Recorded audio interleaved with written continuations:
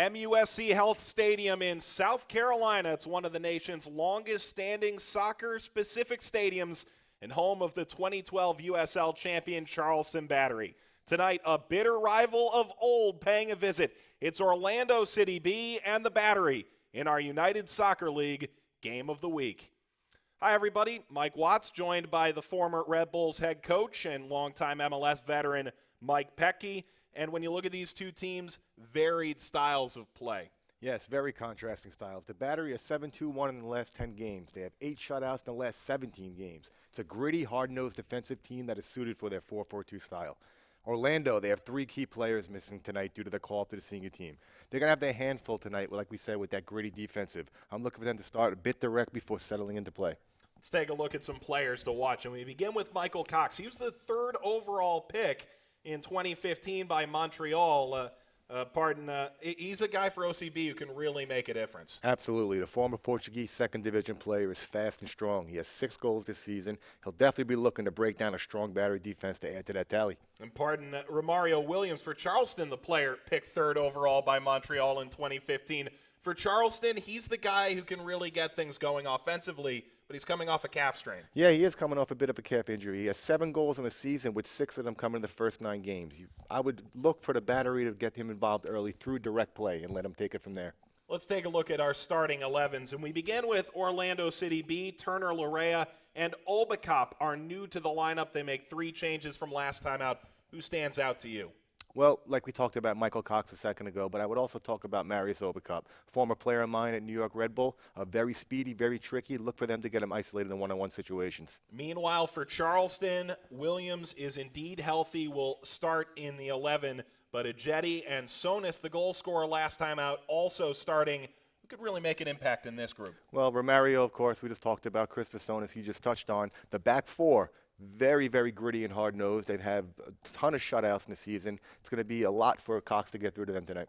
Fans still filing in. The regiment taking their spot in Section E1 in South Carolina. We've got soccer coming up after this timeout. You're watching the United Soccer League Game of the Week.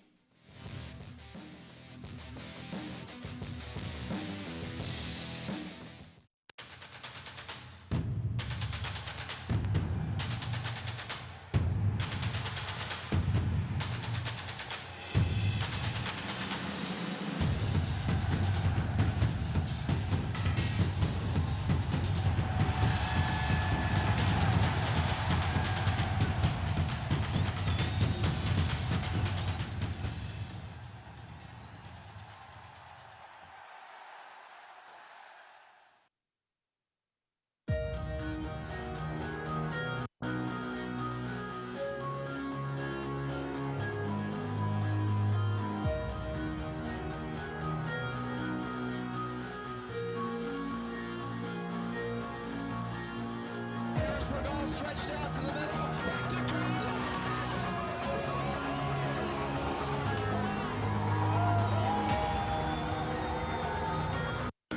Broke it up. There's a shot. They score! They score!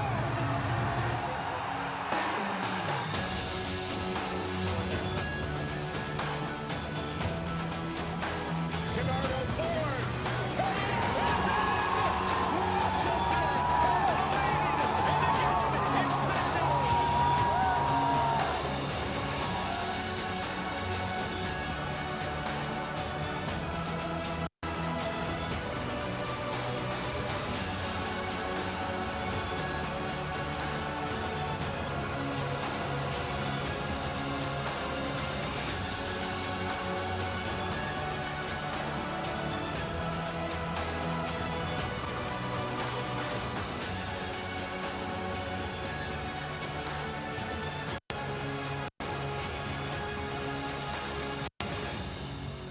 Okay. 90 degrees in Charleston, South Carolina. Thunderstorms have already moved through, but it's a heated evening at MUSC Health Stadium. Charleston Battery and Orlando City B. Fans saying hello. These players are ready to go. The referee today is Luis Guardia, as he'll be at the center of the pitch. You can see the yellow and black striped jerseys for Charleston Battery and the purple kits for Orlando City B. Two teams either in playoff contention or right on the bubble as it stands right now. Charleston 4th in the Eastern Conference with a long unbeaten streak at home snapped last month. And for Orlando City B, a team sitting in 9th, but on points could be sitting as high as 7th if tiebreakers had gone their way. We're underway in Charleston, South Carolina. Mike Watts, Mike Pecky welcoming you. And Mike, we talked about it in the pregame. These are two teams that play differently. Charleston, if they choose to sit back and try and force action into their half and dispossess Orlando, this could be a bit of a gummed-up game. Things could be slow. No, absolutely. You take into account the weather as well, with the heat there. It's going to be an interesting first 5 to 7 minutes. They're going to be. Here's a direct play we're talking about. I looked for them both teams to play a bit direct before they settle down. Woodbine going over the top, Nitty kicking it out. And you played here as a player in Charleston a couple of times, and they believe that the heat gives them an advantage. I don't know that it's an advantage over Orlando City B, but probably over the rest of the Eastern Conference. Well, it's definitely a different humidity when you get into the South Carolina area. And there's the interim manager for the day, Rob Valentino, who steps in for Anthony Pulis in his first season, as he's up with the Orlando City side playing New York Red Bulls tonight. This ball headed over the top of the 18, and Orlando clearing the ball downfield where Michael Cox gives chase. Cox still going. Ball kicked out by Mueller. Talk about Cox as a guy who can hold up play, a guy who can run, a guy for Orlando who they don't have a ton of scorers. He's the guy on the field with multiple goals. The rest of them either need to support him or get him the ball. Yeah, he is the goal scorer for them. And we also have to watch out, like I've just noticed, is that when Michael Cox has stepped up high, they has to have the players filling in behind him. Otherwise, he's on an island by himself with 2-3 defenders. A couple players joining near midfield as there's Neal, the captain's band wearer for this Orlando City B side. MLS experienced player. Lofted over the top, a jetty. Poked out of play. And Orlando City B earns a goal kick.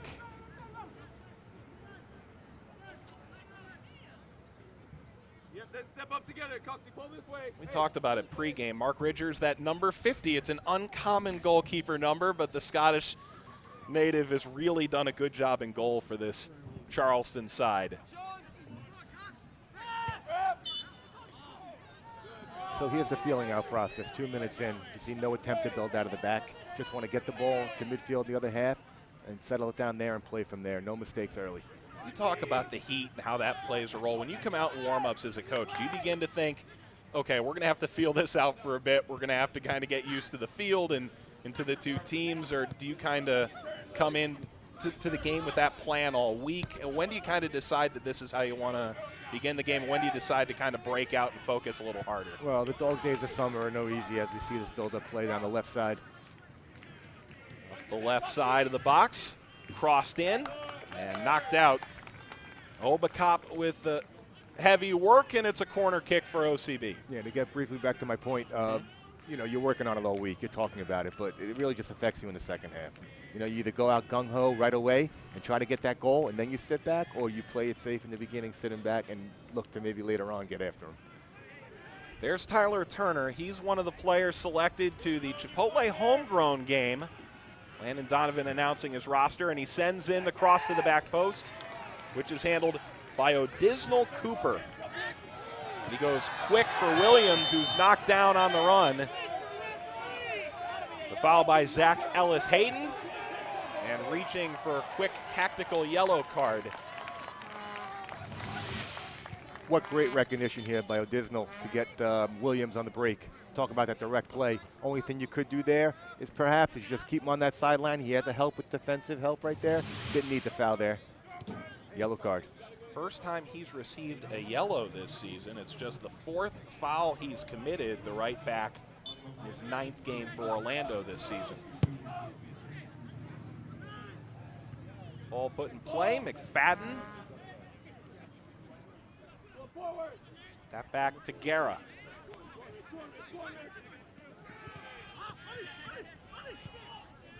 That's where Orlando's at their best, you know, when they're breaking through lines. But you have to be more on point with those passes. You break through those lines, it could turn into something. But the bad pass right there let them down.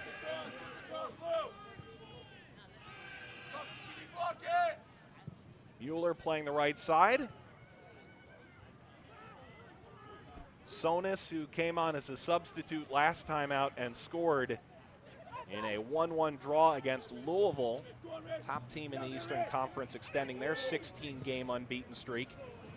Woodbine. The ball plays through and off the foot of Ridgers. The clearance isn't strong, and eventually the ball played out of the 18 by Ribeiro. That ball got tipped on the way in, and he just did get his cleat on it. Well, previously, the build-up play for that, they were driving, penetrating to the middle to suck the whole Orlando team inside to get the ball wide for that. That was very good on their part. So the first true opportunity goes to the Charleston Battery, and Ridgers up to the task. 6th minute, scoreless in Charleston. Mueller out of the back, Griffith. And here comes Charleston across midfield. Stymied momentarily, but there's Woodbine.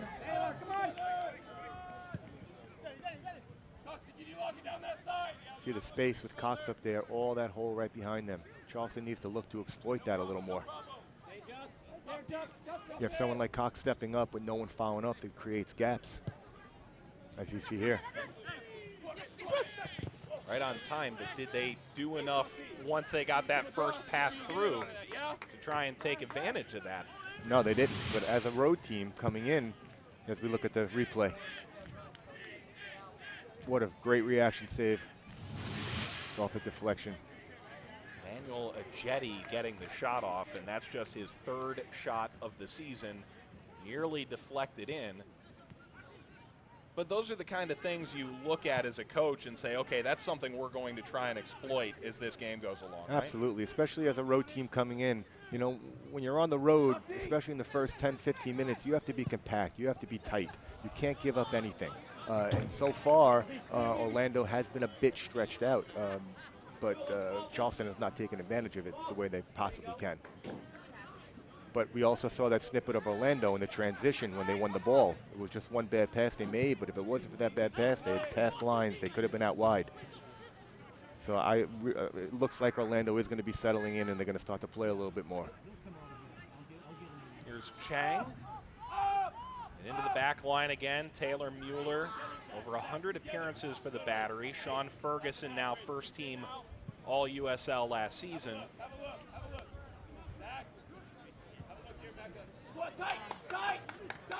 All of a sudden, they're getting that support, whether it's Lorea coming forward or Neal, the support that maybe you were indicating they needed to keep the ball away from that midfield and moving along, right? Yeah, I mean, we just saw Neal step way ahead of Cox there and angled his position to keep him on one side. That's the type of triggers that you need.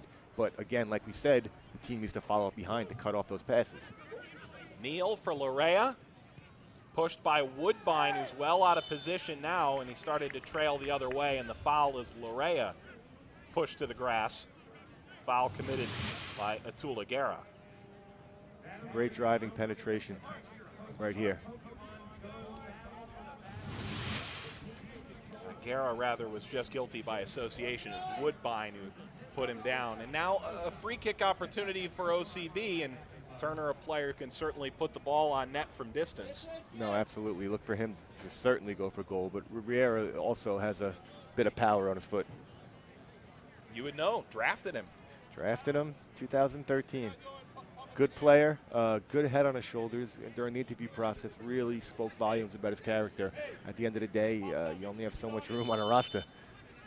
Well, he's popped up here, and he'll be standing behind the ball for a potential free kick.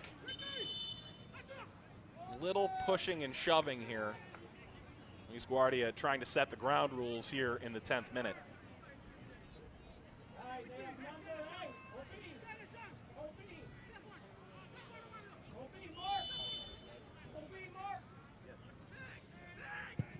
It's Ribeiro, and that's well over the top. He indeed tries to go for goal, but couldn't put it on target.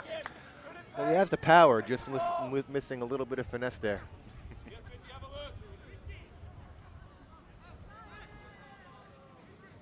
Disnell Cooper, the Cuban who defected, one of 3 players for this Charleston side that defected from Cuba and have worked into significant starting lineup players for this Battery side.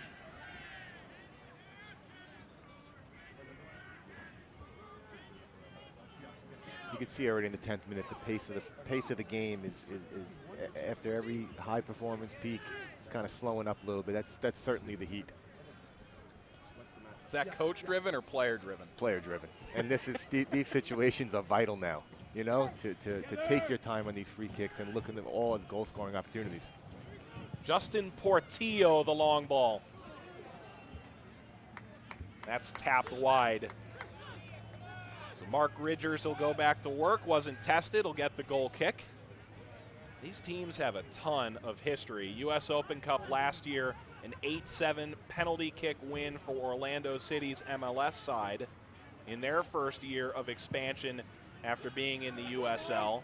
2 Orlando City wins in playoff competition in the last 5 years in the United Soccer League against this Charleston side.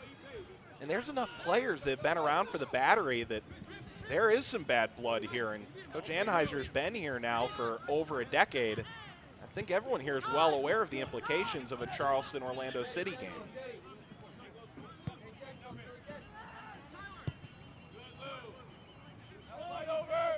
Up the left-hand side, Obakop is inside of the ball. It's Turner, and he's dispossessed. Chang touching it out. That was great build-up play right there. The patience they had come building out from the goalkeeper, going wide into Neal and switching the point of attack. Those are the things that you need to see more of from Orlando. They have the ability to do that. Speed of pass, speed of play is very important. Touched wide, it's Lorea, the rookie out of Akron. Woodbine, the solid defense.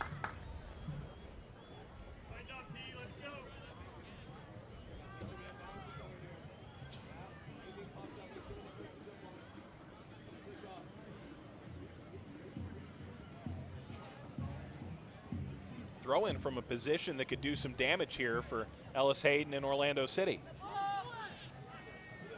Here's Neal. He launches it towards the back post. The header is just wide left. And there he is, Michael Cox. That terrific, lengthy, pacey forward getting his head on it. Well, I'll tell you, I was just about to say that Neal had all the space in the world to take that, but what a pinpoint cross. Perhaps a little lucky that Disnell Cooper did not come out for that, but almost had his 7th of the season. Good positioning, fighting off 2 defenders.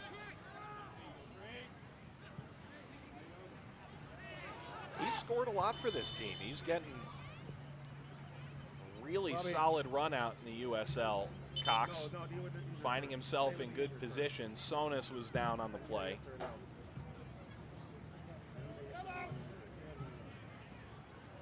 Stern talking to for Kyle McFadden, who's quickly become a fan favorite. It's a little love tap. That's all. Spoken like a true central defender, right? Get on. So Sonis walking it off, and Griffith playing it through. Off the head of Lorea. The attack's still on here. Jetty tried to lift it through.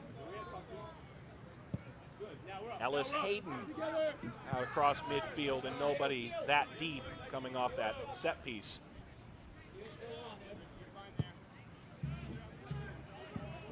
Charleston going long again. Handled in the midfield, trying to find Rocha. Tapped over the top by Turner. Here comes Obakop. Obakop still going up the left-hand side. He's got help with Cox. Instead, crosses the field. Lorea taps it back for Neal. Lorea dances inside on Woodbine. Cuts to the byline. Ball kicked out. A corner as Lorea putting on a little extra English there. We need to see more of this from the likes of Obi Cup and Larea for Orlando. They have the ability. They have the pace. Too many times you see players like that get the ball in those situations and pass the ball backwards. Go at it one-on-one when you're in the offensive half of the field. From that, Obi Cup creates, and Larea almost had an opportunity there. So Tony Rocha, who has played some U.S. Open Cup minutes for Orlando City this year, will take the corner. Easily handled. It'll be a throw for OCB.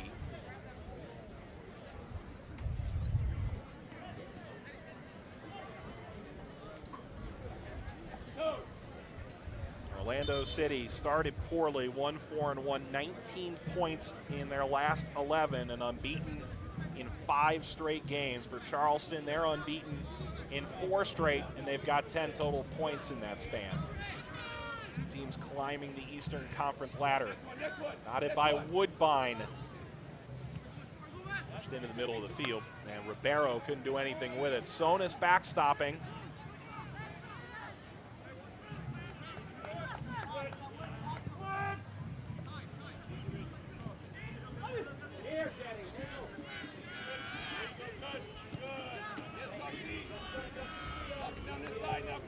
A little bit more open than we saw in that first couple of minutes, but we're also seeing those lines moving forward for Orlando City, something you pointed out just a minute into the game.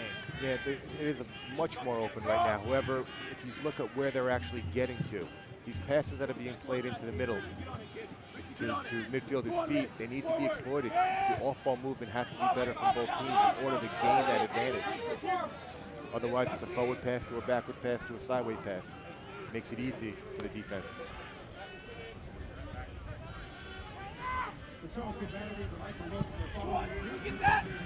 Pass forward, knocked away by Ellis Hayden.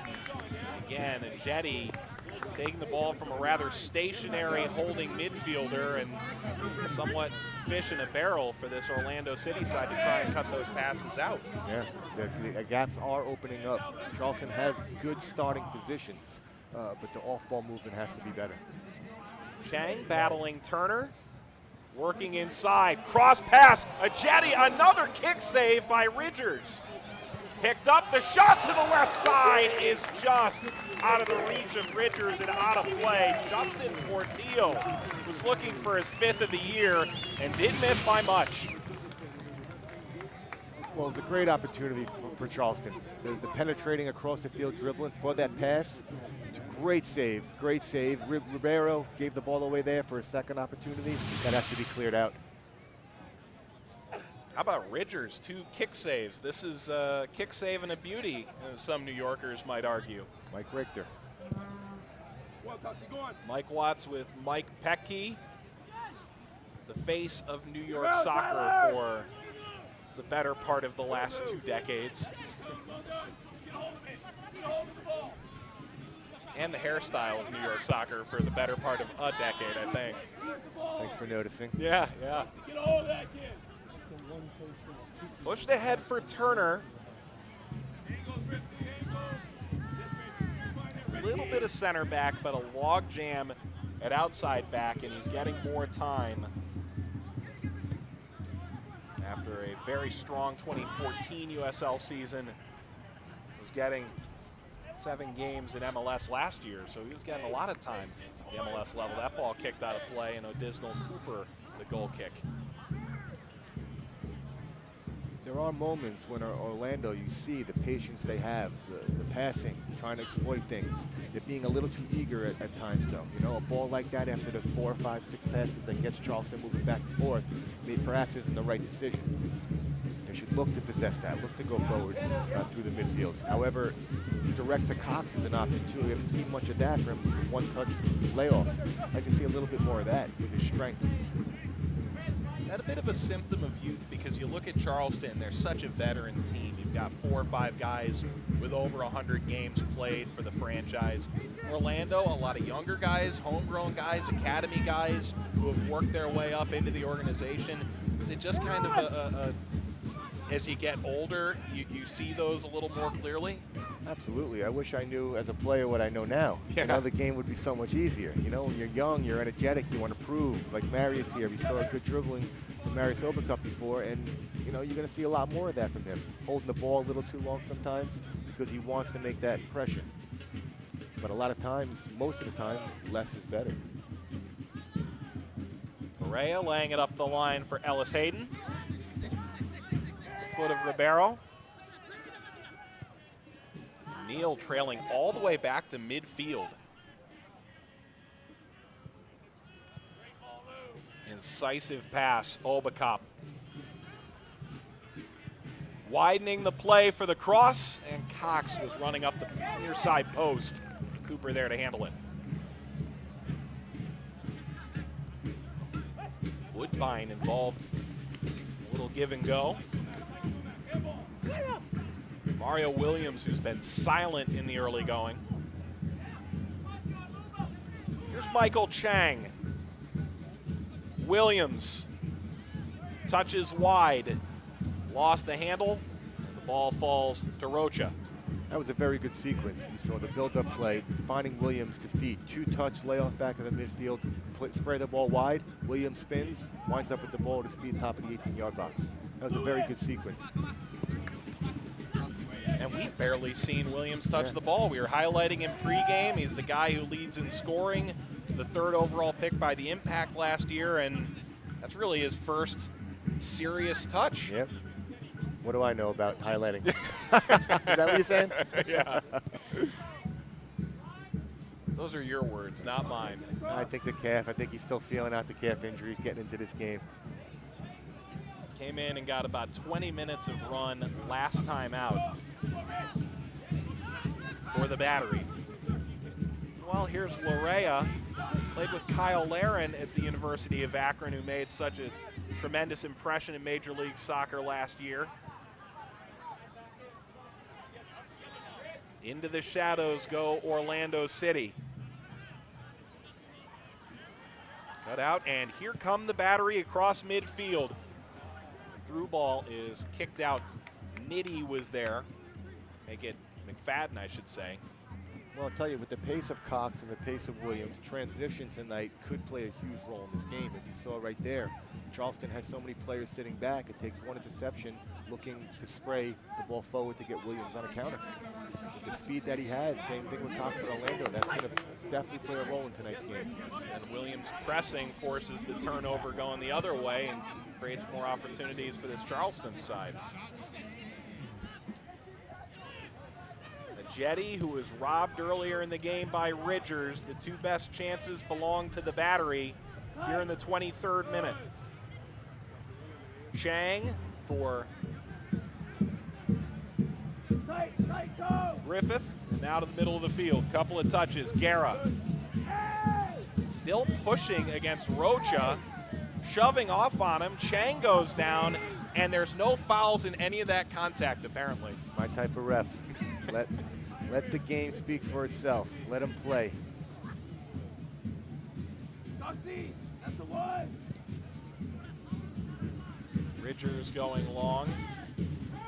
Before the game, the temperatures in the lower 90s. Thunderstorms before the game. There were questions about whether or not a hydration break would be needed. It would come at the 30th and 75th minute, but the 4th official has signaled to the referee that they're no longer needed. The temperature has dropped below 89.9 Fahrenheit on the field. So no need for that. It's still hot, though. It's not like this is pleasant playing condition. You just don't get the hydration break.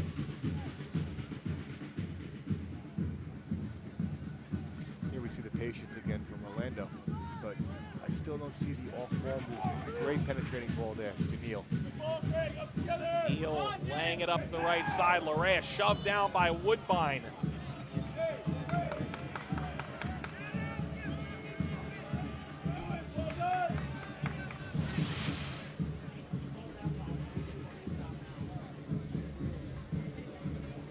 Yeah, shoulder to shoulder is okay, but it looked like he came a little bit from behind. Yeah. I would agree with that's a foul.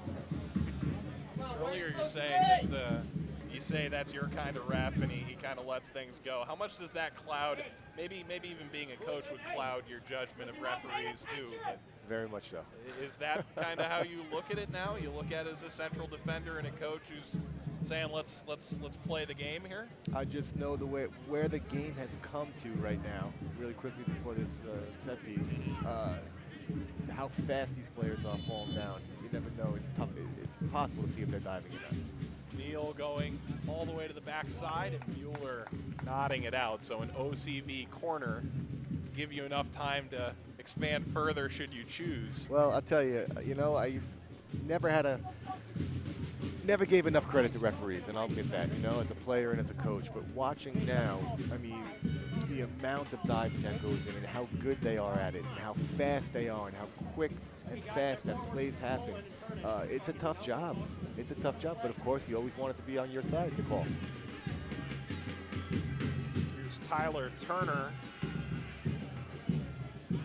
Plays it up the line, crossed in by Neal to the back post where Cox was there. And the run out now from Chang is on point to Williams. Williams has support from Chang on his right, and he blows a tire as Rocha was pushing. He doesn't get the whistle. There's a transition on the counterattack we were talking about. He was 1 inch from not slipping and 1 inch from sending the ball back in the middle for a breakaway. I mean, it happens that quick, and that's where they have to exploit the speed and the strength of somebody like Williams. Twice now so far, and they have not gotten something at the end of it. As a coach, how much does that drive you crazy? You're saying at least get something off here. Well, I know how difficult it is out there for the guys, but right. That's why you work on those things during the week. You should play to your strengths. Larea turning from Ferguson. Still going, plays it between the legs of Ferguson for the cross from Ellis Hayden. And it handled easily by Cooper. Not nearly enough pace to beat the keeper. A great piece of individual play out in the flank there to get that cross. Look at Larea coming up from behind. This is a guy highly drafted, top 10 pick, and he has no let-up in it.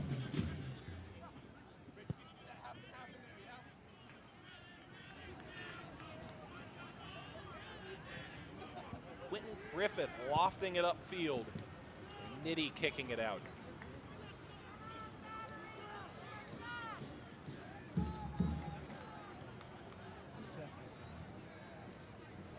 I think Orlando has settled in a bit nicely, to be honest with you, after the first 5-6 minutes, creating some opportunities, having Chang a bit was more blocked. control. Get out there, Rick! Get out there, Rick! Get out there! Hey! Jetty for Woodbine. The extra step and the cross handled. Portillo. Laid in again. Nothing there. Orlando City just trying to gain possession. McFadden couldn't do it, and here's Woodbine again. Woodbine whips it into the back post. The header back to the middle is touchdown to Romario Williams. Wasn't quite able to get there in time. Neal trying to counter for Cox. It's just out of his reach as well. Yeah, I'm not sure if this is the game plan from Orlando, but if you notice, every time Charleston's within 30 yards of the goal, there's 8 or 9 guys sitting 20 yards in front of their own goal for Orlando. There's really no room to play out of that then. As you see here, again, Ribeiro gets the ball. He has to turn and take that space there and exploit it. It's a bit too slow, and they have quality. That's why I'm pointing these things out. If they didn't have the quality to do these things, it'd be a different story. Rocha plays the left side, falls kindly to Obakop. His pass tipped back to Mueller, and here's Portillo. 4 goals, 4 assists on the season. Woodbine's run finally cut off by Ellis Hayden.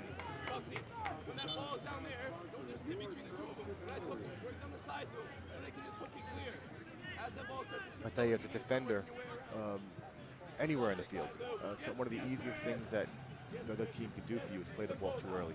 And I've seen a lot of that tonight. When you have the space to take it, you have to make the defenders make decisions. You know, you don't want to sometimes make a decision. Put them in a situation. Do they go? Do they stay? Take that space. Playing balls too early plays into the defensive scheme sometimes. Stadium that holds over 5,000, built in 1999, MUSC Health Stadium. The Orlando City side trying to break out. Cox wasn't even upfield yet. Here's Rocha. And steers it into the back line again as Orlando trying to get something going out of the back.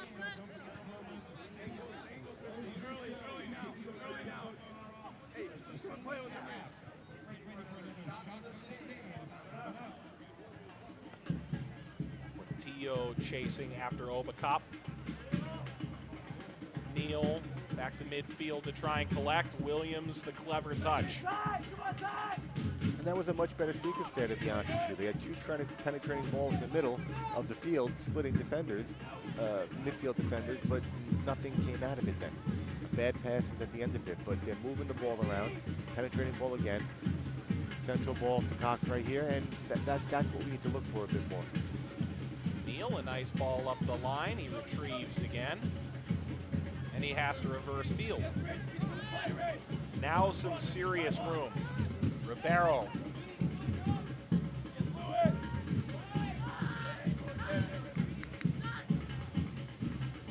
Here's some room on the left-hand side. Obacop to the byline, trying to cross it in, and he had already crossed goal line extended, but a little bit of that space on the side finally opening up for OCB. Yeah, I think with their pace on the wings on both sides, they need to find those 1v1 situations more. Obacop had an opportunity early on. They should keep going back to him. On the other side, I mean, the same thing. Larry, I'm sorry, on the other side, he had a couple of opportunities as well with one-on-one situations. They need to find those places. It's that central defense for Charleston that's been together for so long. It's hard to break those two down, but trying to knock on the two wide players, Griffith, now the man on the ball, Woodbine.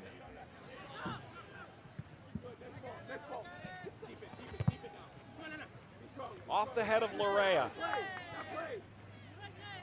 Possession for Ellis Hayden. Steered back by Ribeiro, and Orlando starting to get the real lion's share of possession of late.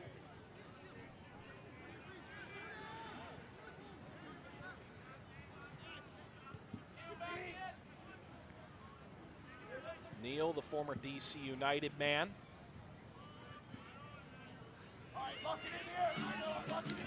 The reach of Tyler Turner as the regiment looks on.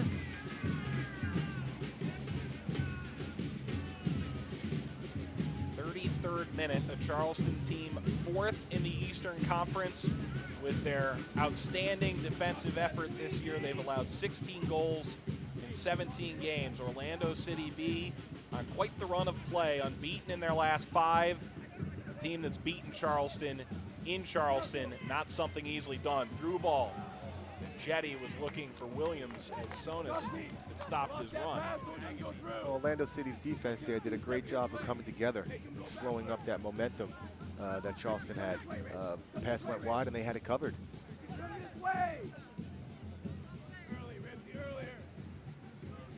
This is an Orlando side that's without Silva, Ambrose, and Mendoza, who started last game, but also a handful of players.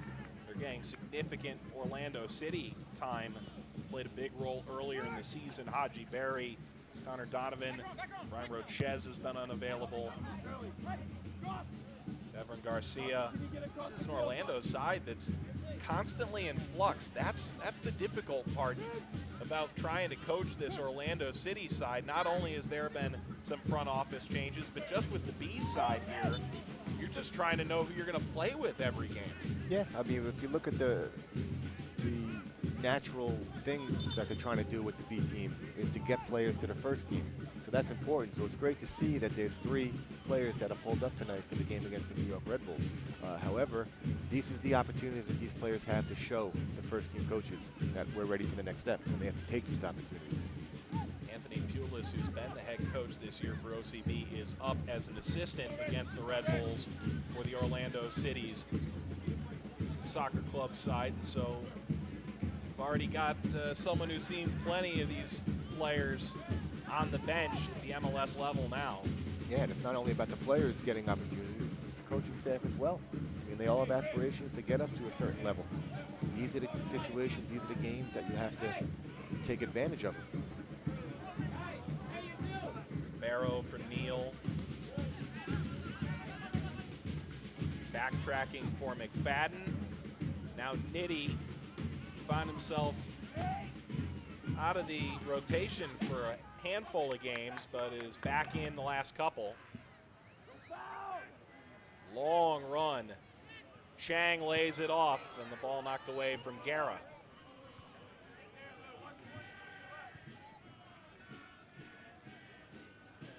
It's the second great run from him with the ball, taking players on, drawing defenders into him, and the second time that he's been let down from a teammate. Michael Chang, the Cuban, who had 7 assists last year, he led the team. It's not hard to see why. He can really get into the attack and move the ball on his own, and he's back at it again. Long ball through the center. Falls all the way to Woodbine. Charleston will try and get a second crack at it. A jetty. That's off the head of McFadden. Played back through by Griffith, and that's launched back to midfield. Really been an ebb and flow back and forth game so far. The beginning, I thought, when we started the first 3-4 minutes, I thought Charleston had the better of it. Orlando settled in very nicely, and now it's coming back towards Charleston's way. What are you seeing from Charleston over the last couple minutes that's kind of brought that momentum back? Well, I saw a bit of patience, like we saw the build-up play, as we almost see. Cox after Ferguson, yeah. right. Cox Ferguson, but they need to exploit these areas. You know, direct play versus possession play. It's a great ball there. These are the tough one on him, but these are the situations where you hit a couple of long balls and play direct, and then the next time you have the ball, it's a bit spread out because they're expecting that. Then you're playing through the lines and the channels. I think they've felt each other out enough so far. 36 minutes. They have to start picking apart these things. For Ribeiro, and back again for Nitti. Here's McFadden.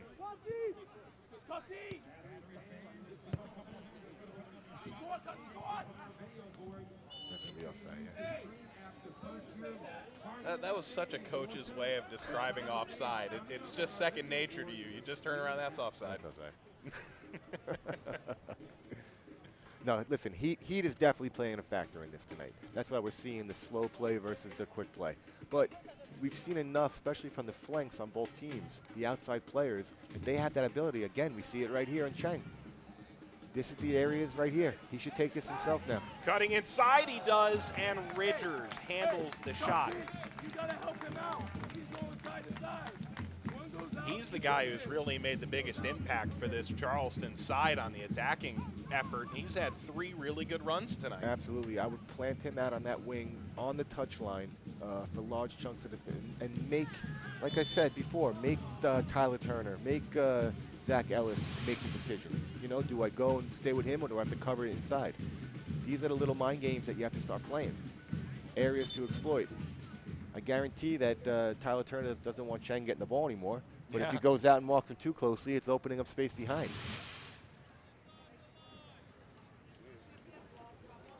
A foul that flips the sides of the field here and puts Orlando City in possession. Mark Ridgers, 3 saves for this OCB side tonight, keeping Charleston off the board. 39th minute. Mike Watts and Mike Pecky in our USL Game of the Week. Eastern Conference matchup. 2 straight weeks we're going to see teams in the top 9 face off in the USL Game of the Week. Olba Kopp laying off Turner up the line. Mueller was still being chased, and he finds Griffith. Guerra pushing ahead. Arsonis, he scored last week against Louisville as a substitute. Not nearly enough on this as Lorea tried to head it through for Cox. OCB beginning to swarm here as they take the ball back. What can Neal do now? He's struggled a bit in this first half to make an impact. I feel he needs to be a bit more direct. He has the ability from his days back in D.C. He has the ability to do that, whether it's a ball on the floor, dribbling penetration, or making those penetrating passes. Everything that's been going through him seems to be a bit played backwards or sideways. What a perfect ball up the line for Ellis Hayton. The service not nearly as impressive, but it's backstopped by Rocha. Olbakop tried to lift it through. Cox wasn't working towards the net. Things slow to a temporary crawl.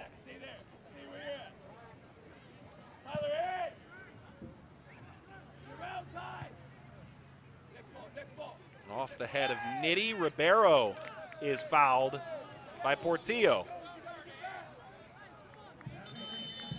And that's going to be a yellow for dissent, time wasting, whatever you want to call it. But Portillo there getting his 5th yellow card. He's now suspended on yellow card accumulation for the next match, and that was one he'd like to have back. That's immaturity, to be quite honest with you. That's what it comes down to. You know, no need for this. You know, it's not a goal-scoring opportunity to that point that maybe you're taking yellow card because they're going to quick restart. I mean, they didn't look in a rush. That's just a bit of arrogance. I don't like it.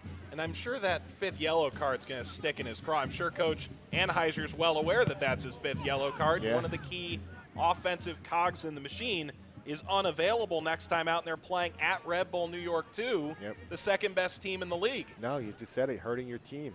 That's exactly what that does. It's one thing to have sliding tackle to save a goal. You take a yellow card. But a situation like that, and this is coming from somebody who probably had about 15 of those in my life, but you learn as you get older.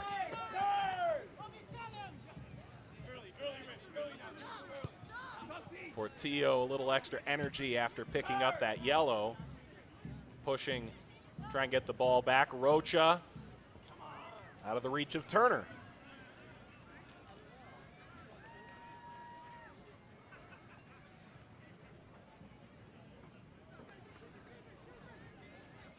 Franchise with so much history, this Charleston side. 2012 USL champions. They're affiliated with the new Atlanta United side that joins MLS next year, as Cox pushing against Ferguson, and Mueller carries it ahead to Guerra.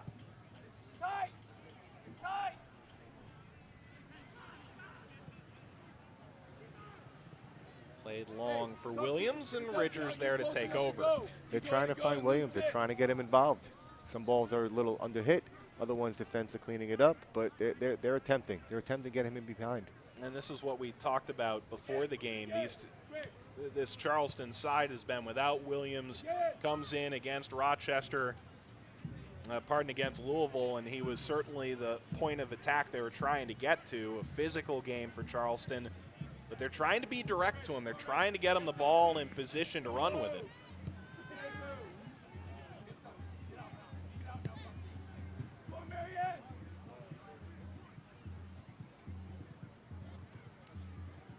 Griffith against Obakop. Obakop ushers that out of play. So here's Guerra. He plays the ball through. Griffith. This just does squeeze by Williams. A jetty. The foul knocking down Larea as he tried to clear it out. Ball takes a slightly different hop, and we're talking about a shot on net. Yeah. Well, Cheng and Griffin, they recognized the 2-versus-1 that they had on Obakop out there, and they executed it perfectly. 2v1, play it down the wing, Obakop steps. He's able to play that behind him, and a very dangerous cross.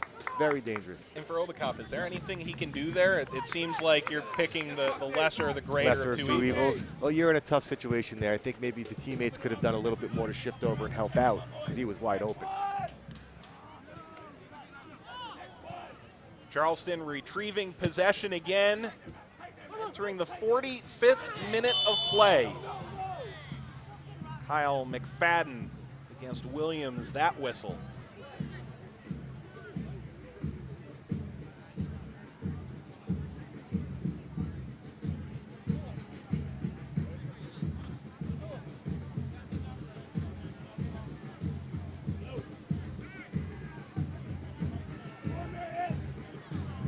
First half with 3 truly great opportunities.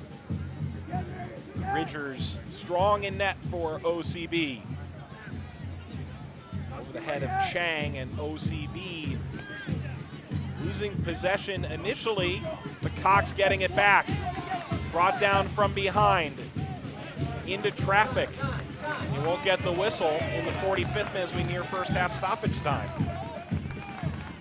Swarming defense on him.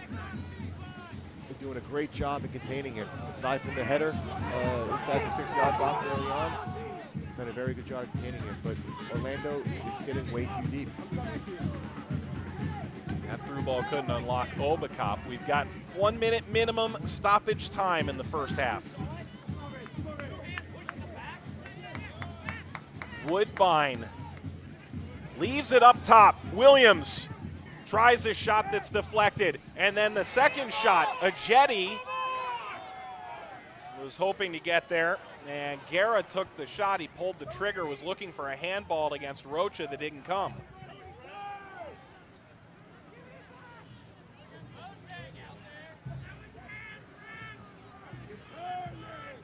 OCB looks like they're content to head to the locker room at 0-0. Yeah, I think they're just trying to get there, get rested, get hydrated. Yes, Richie, get higher.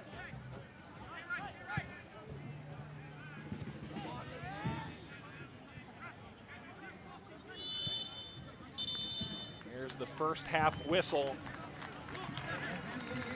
The highlights belong to the goalkeepers in this opening half. Well, to be really particular, they belong to Mark Ridgers. Playoff teams feeling each other out for a solid 20 minutes. The game begins to open up, but it ends 45 minutes at 0-0. When we return, we'll take a look at the half that was, look to the half that will be, highlights, stats in our USL Game of the Week.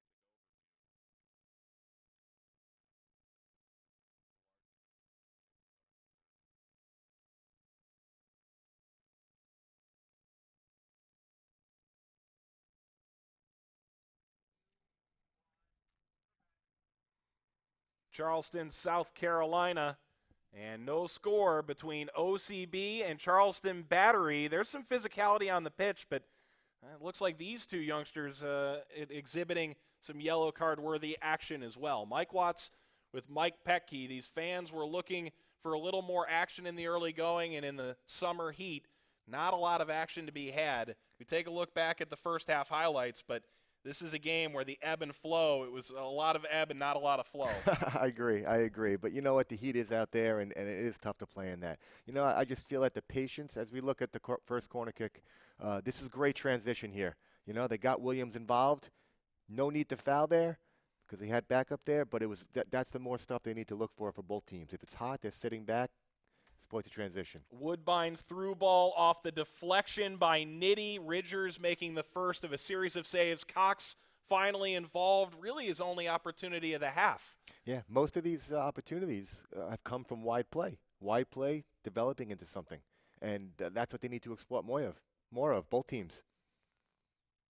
The second header was easily enough cleared out. Long-range effort from Chang. He was maybe the superstar of this first half for either side. I agree, 100%.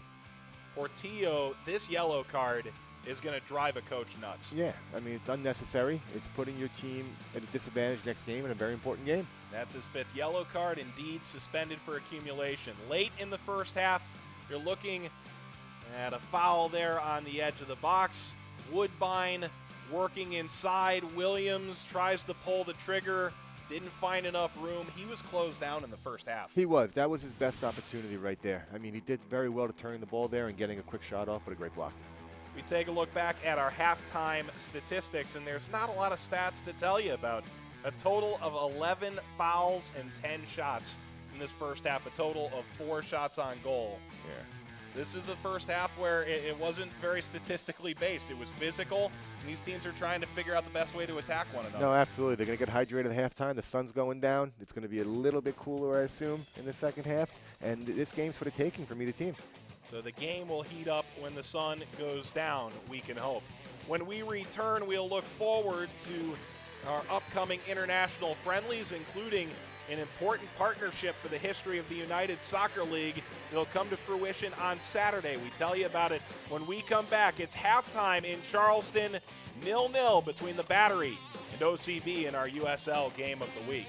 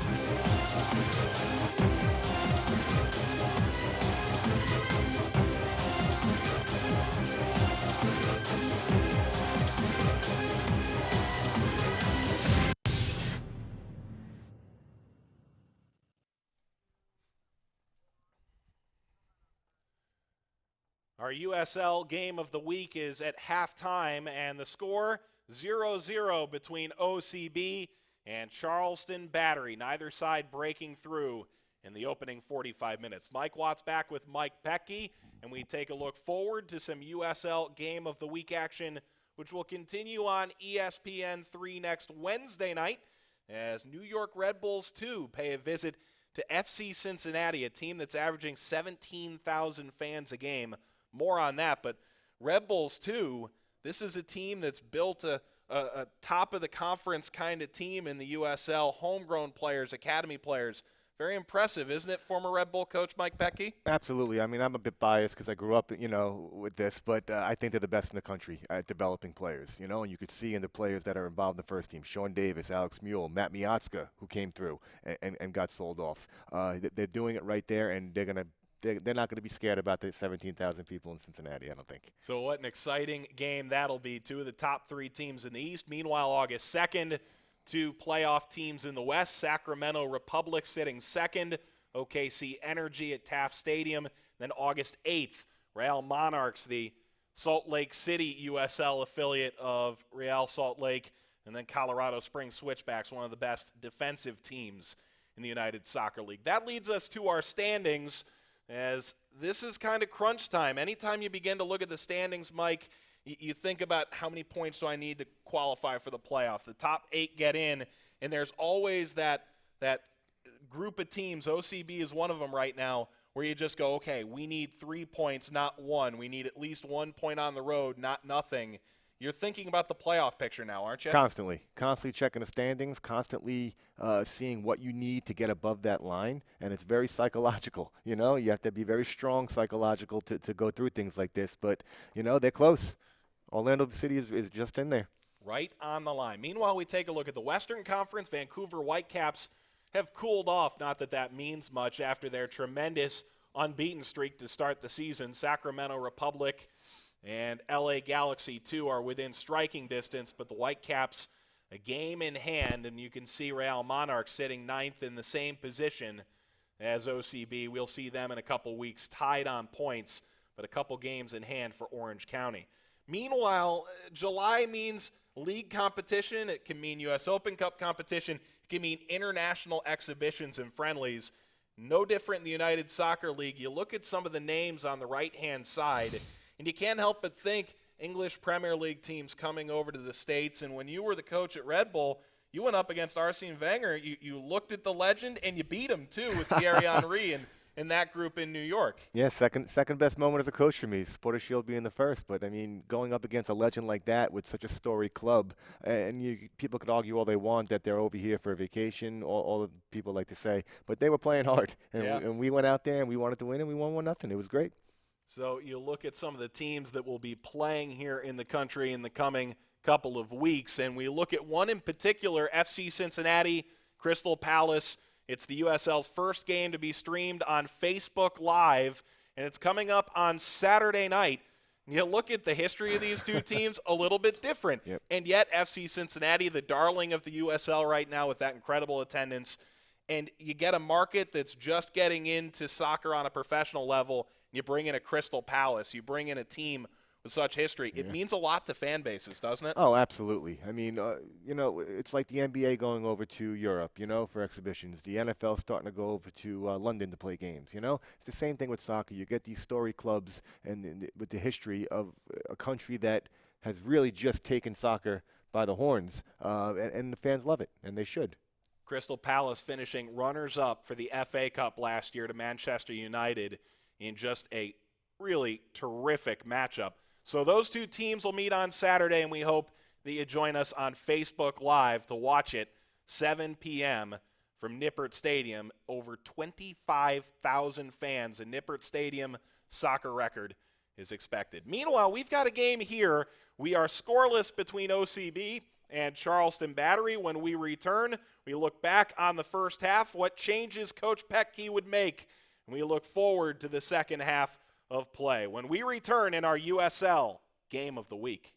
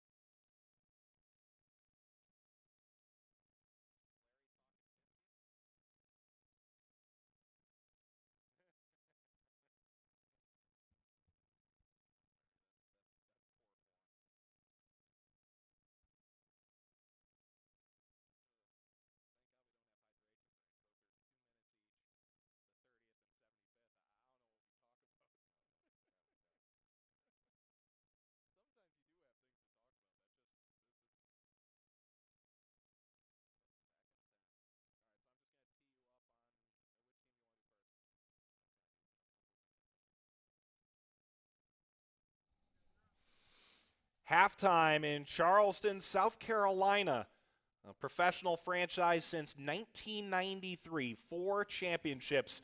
The Battery, these fans have come to expect greatness from their side, and they're sitting 4th in the Eastern Conference. The chance to pick up a point or 3 against an OCB side unbeaten in their last 5. Mike Watts with Mike Petke back on ESPN3 for our United Soccer League Game of the Week. When you look at the Battery, things didn't start so hot, but they got better as the half went on and started to get some opportunities for players. What adjustments do you make as a coach in the locker room to try and get things going for Charleston? Well, I have the conversation with them about the off-ball movement has been very good by them, and that's been creating chances for Cheng to get involved. I would keep overloading the middle for Charleston to get Cheng involved wide, to get him exploited one-on-one, and keep going with transition. Meanwhile, for OCB, this is a team that you liked a lot of the things they did in this first half. They were able to begin to get the ball forward at times. At times they were reversing too quickly or maybe not patient enough, too patient. They couldn't find the right way. What do they need to do in the second half? Well, Neil needs to be the conductor. You know, he has the experience. He needs to be willing to go forward a bit more with his passes, with his driving, which will create things. Their patient to build up and possession has been good at times, but they are too patient at other times. You know, and just like I said about Cheng, get Marius Obikup involved. You know, he's a guy that came on and he created something early on. Get Larea involved as well, because their center backs for Battery are very strong. I think they'll have that to get the crosses into Cox, and anything could happen then. These fans are hoping that there's some magic in this second half. Temperatures were in the low 90s, thunderstorms a few hours before kickoff, and the temperatures have cooled down, the sun on its way down as well. These fans working onto the field. Pierre Da Silva comes off the bench for OCB and will start this second half. He is just 17 years old, out of Port Chester, New York, and he's the first sub by either side entering this second half.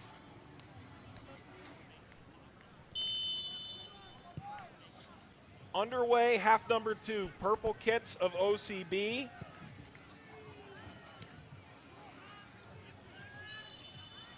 And the yellow and black of Charleston Battery. You can see the substitute on your screen. Da Silva for Marius Obikup, former Red Bull man, who actually had a pretty good first half.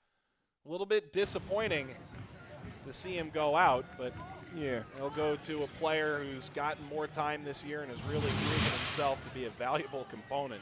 Yeah, Marius is somebody who needs to be on one-on-one situations. If he's overthinking, if he's asked to do things like come inside and do things a bit out of his characteristic, he struggles a bit. But we saw with his ability one-on-one, it was great. 46th minute. The push from behind, and Portillo started to kick the ball the other way. He's playing on a yellow, and he got one for kicking the ball after a foul. Maybe a lesson wasn't imparted just yet.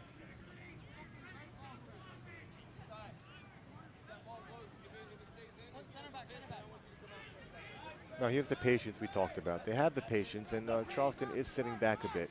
But there's no need to force the issue then. Long ball over the top. They do force the issue to Cox. And the push from behind gives the ball to OCB once again. Here's Ribeiro, integral to Harrisburg. Spent some time in Pittsburgh. Former draft pick by New York Red Bulls. Off the head of Turner. Be playing in that Chipotle homegrown game along with Harrison Heath in a couple of weeks. Sonis trying to figure out what he did wrong there.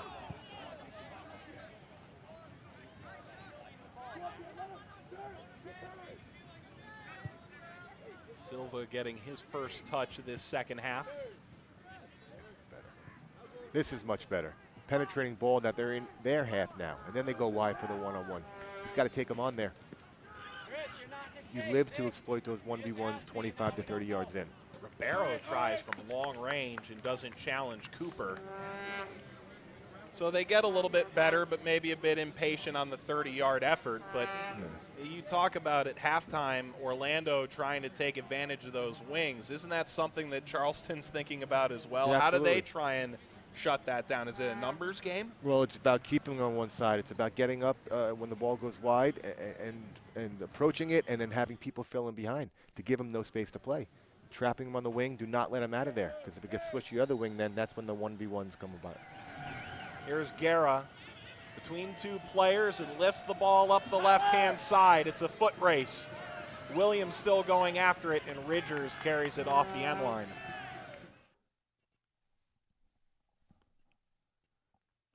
That's a great ball. Great ball out from the keeper. And De Silva putting on that trademark speed for Turner. He tried to play it through for Cox, and that was handled easily enough.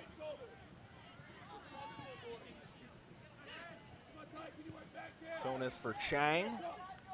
Portillo.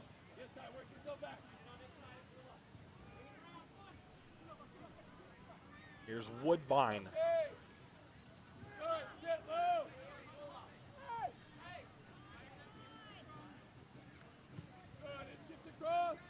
Yeah, you can see both teams that have come out of halftime a bit more reluctant to step up and press. As you see, Orlando just starting to do that now.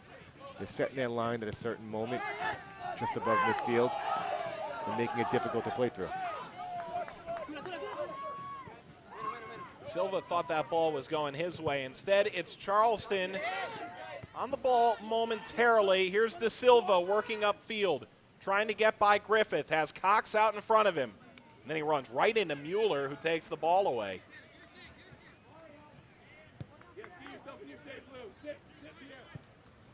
Well, already we've seen De Silva get 2 opportunities to go 1v1 and to actually make penetrating runs. It's been dangerous early. He has obviously a fresh legs coming on.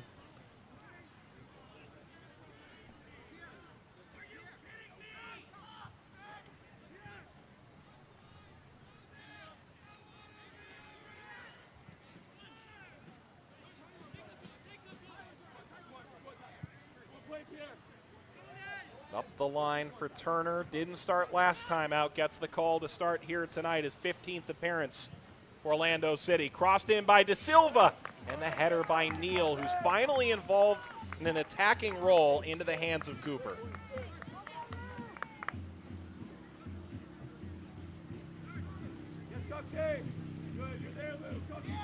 Orlando stepping up the pressure a little bit here.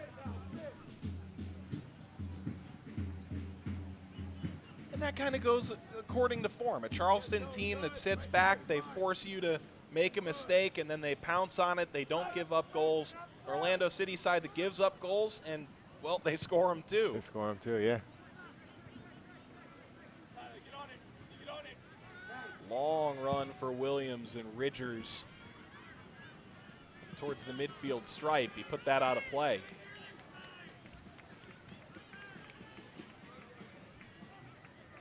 It'll be Woodbine, who's got some experience with the Jamaican national team, but the left back on his 7th club in 9 seasons.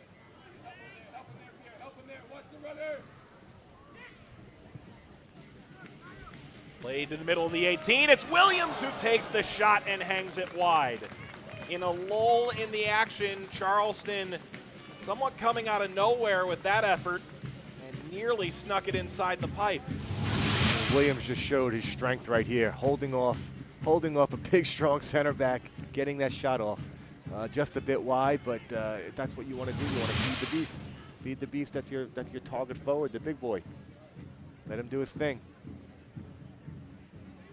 Now what can Portillo do? Off the corner kick, and the shot is cleared off the line by McFadden, and the second volley is right into the hands of Ridgers. It's a much more exciting first start to the second half than it was the first. Opportunities here, back and forth.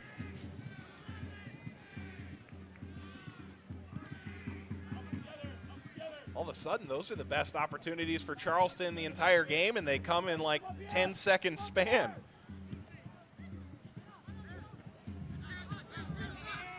That's kicked wide and headed into the bench. A little more energy for Charleston. Amazing what a scoring chance can do to get a team moving. Yeah, they're at home. It's been, like we talked about, a bit of a back-and-forth game in the first half, a bit slow. They came out in halftime, second half, and they're trying to impose their will. Here comes Ferguson. Lays it on the ground, Sonis. Little room here for Portillo. He reverses back. So here's Guerra. Guerra's through ball. Teasing for Williams, but Nitti kicks it out.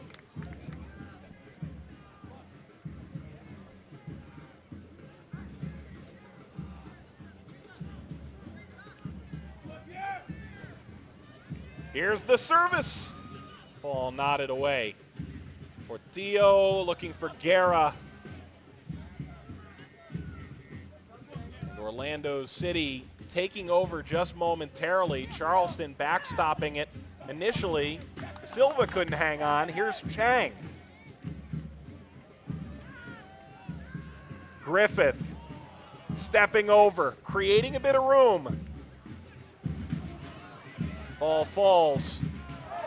Jetty and a perfect sliding challenge. It had to be perfect from Ellis Hayden. It's a great opportunity on the break here. The transition, the counterattack. Cox pushing. Oh. Brought down in the 18. No whistle, gets back up. Works in on Ferguson, leaves it off, and the shot not good enough from Hayden.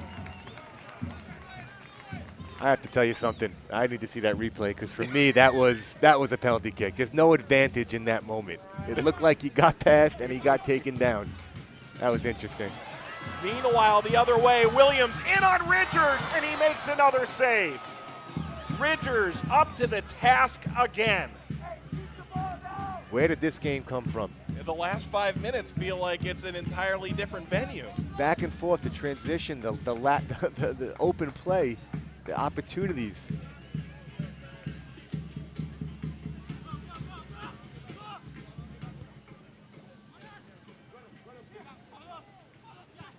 It's good inside run. Yeah, a little too far from De Silva. And Mueller lets this go out. But the game is getting stretched out, which obviously it's opening up the field a bit more for those gaps to play into.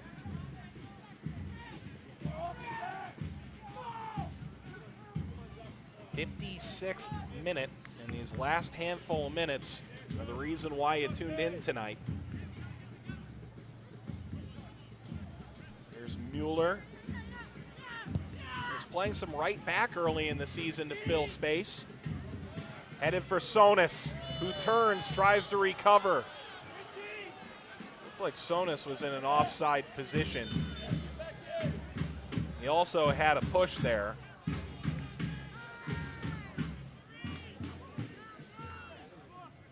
And you can see from the back line, Kyle McFadden is screaming to try and calm this game down and regain the control that Orlando City had 5-10 minutes ago. Yeah, if I'm understanding him correctly with his gestures, he wants to slow the game down and have patience in order for Charleston to get impatient to step out, and then they could play through them.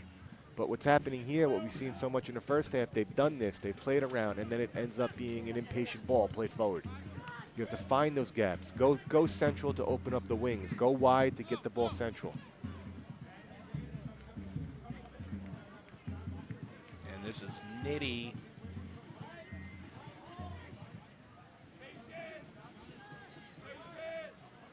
Finally, a little bit of room opening up. And that ball off the foot of Chang from Lorea. Thankfully, back onto the foot of Rocha. Here's Turner. Scored in the opener against Pittsburgh of our USL Game of the Week series.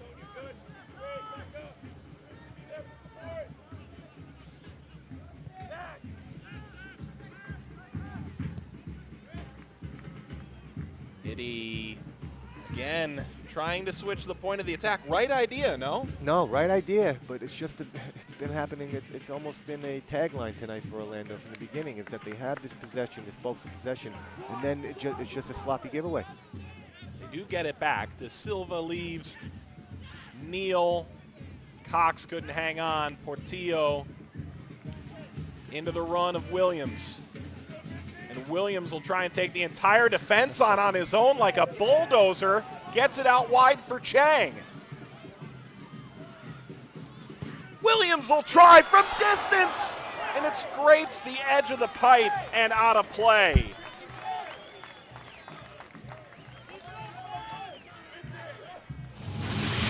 I'll tell you what a handful both Chang and Williams can be. He hasn't been tonight that much, but it's little opportunities like this, the opportunism of a true goal scorer. It actually hit his own player as he was falling down. Perhaps it would have been on goal.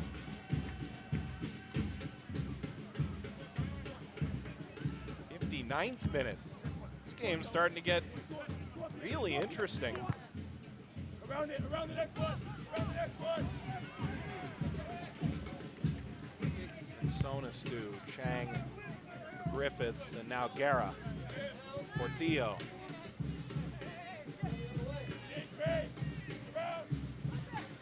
Williams, and now Portillo again. We'll try the left-hand side against Larea. Woodbine. Jetty trying to push in. Jetty nearly had the ball. Wasn't able to hang on to possession in a really tough battle for the ball. Now over the top, Ferguson lifting it in the air. Cox still chasing. And it's Mueller gets it back to Cooper. Yeah, Mueller and Ferguson have done a very good job tonight. Hasn't been pretty at times, but they've done a very good job defensively. Doubling up on Cox, and just overall making life difficult for him. When you have a big, physical, goal-scoring threat, the lone striker, as a central defender, how are you trying to play a guy like that coming into the night? Do you know it's going to be a long night? Absolutely, and that's why it's important to have that help, that defensive help with you, so you could be a bit more aggressive, knowing that if the ball does get behind you, there's somebody else there as well.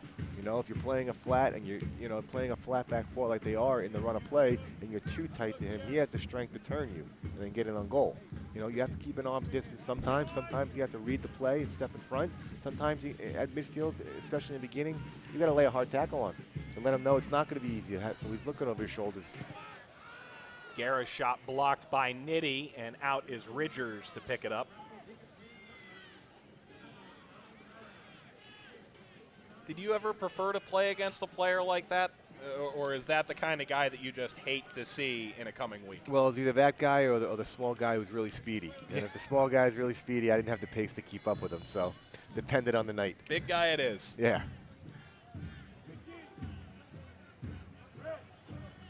You can see the fury of the last 15 minutes back and forth. It's been, you could tell it's starting to take a toll. It's getting real stretched out now. Chang playing it through, and it was touched by Nitty. Ridgers there to grab it.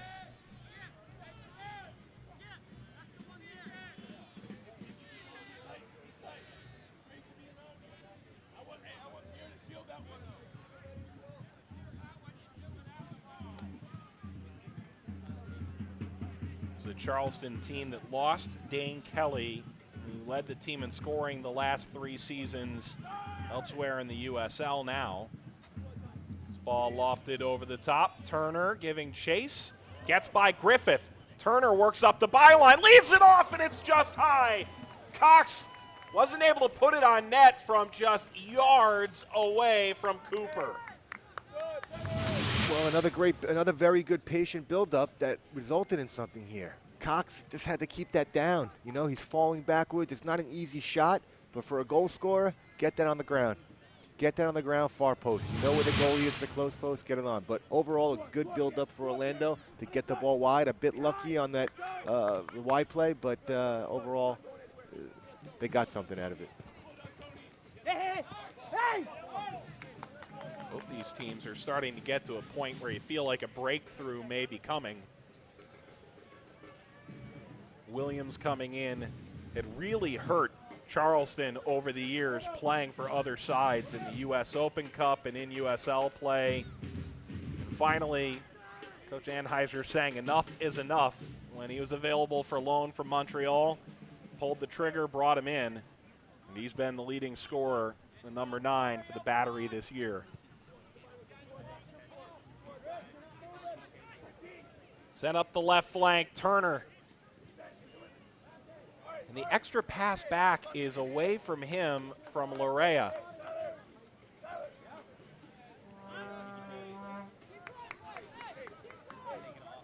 Those are those dollar beers we were talking about earlier. That'll keep the fans cool at least. Dollar beer night. Not nearly enough of those in Major League Soccer for my taste. $20 beer nights. Here's Williams. Williams will try and curls that out of play. Williams is waking up a lot in the second half. You know, at least we're getting some forward momentum out of him. You know, you want that out of your goal scorers. You want him to be a bit selfish. You want him to take these shots, take 3 defenders on sometimes. And the times he's done it tonight, I think, has created stuff, and it's put Orlando on their heels a bit. It's the third of 3 meetings, a 0-0 draw on April 1st, and then a 2-1 OCB win on June 11th. Cox scoring, Portillo and Donovan scoring. Donovan up with Orlando City's MLS side tonight. As in the 64th minute, substitute. Do the other one for me. Chrysonis, his night is complete. Gives way to Cordovez.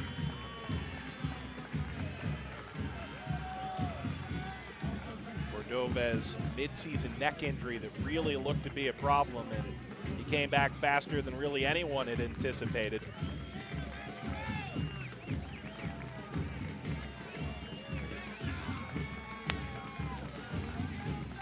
Sonis getting a round of applause. Meanwhile, there's Dante Marini, the super sub who turns 24 on Thursday.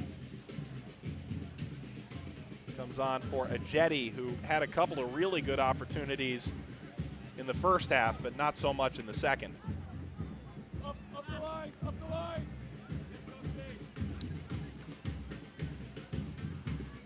What will these Charleston changes lead to?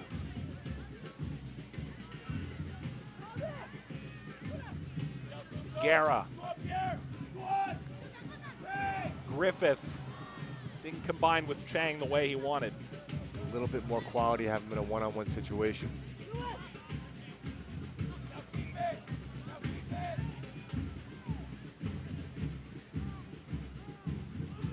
Pushed ahead by Ribeiro.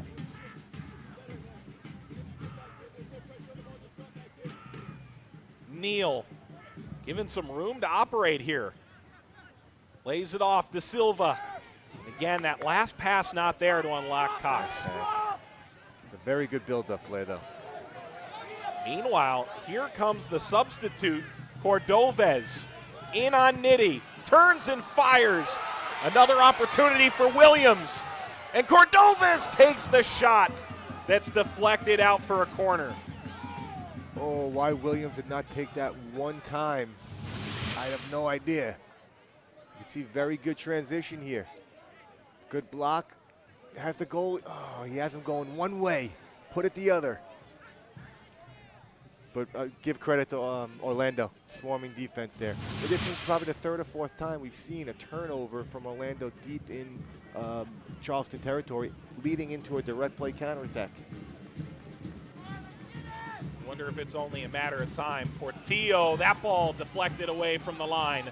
Picked up by Williams. He tries again and puts it off the ad boards behind the net. How many cracks will it take for Williams to break through tonight? Well, Orlando has put in a lot of work on the defensive side, but they have to feel a bit fortunate that one of these have not gone in.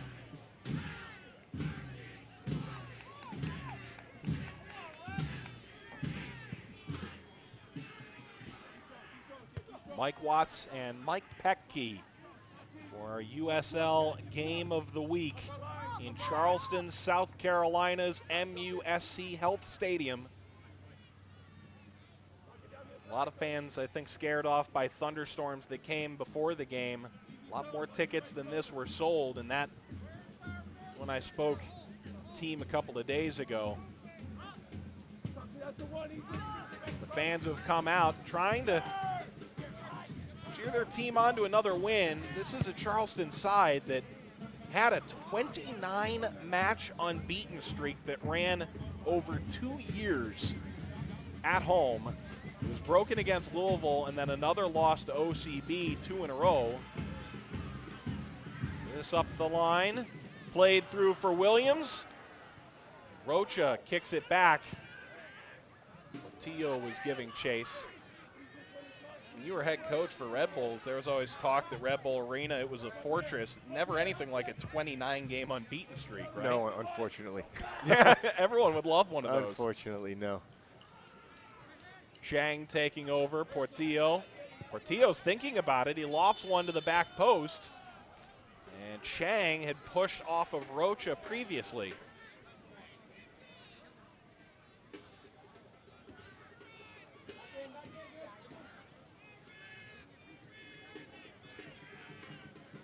I'm not sure Ridgers is sure where he's going to be starting from here.